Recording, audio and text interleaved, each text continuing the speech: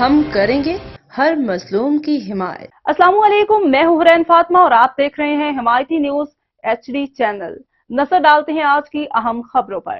ممکنہ اسرائیلی رد عمل کے پیش نظر ترکیہ کی فضائی کمپنیوں ترکش ایئر لائنز اور پیگاسس سے 1 نومبر تک ایران کے لیے اپنی پروازیں معطل کر دی ہیں۔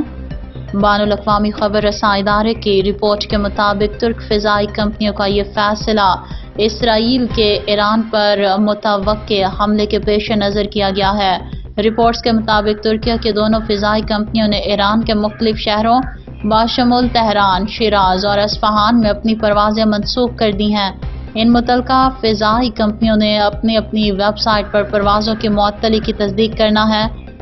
ترکش ایئر لائنز کی جانب سے یہ اعلان سامنے آیا ہے کہ اس نے ایران کے لیے استنبول ایئرپورٹ سے پروازیں منسوخ کر دی ہیں۔ البتہ پیگاسس نے اس سلسلے میں مسافروں کے لیے بکنگ کو بند کر دیا ہے۔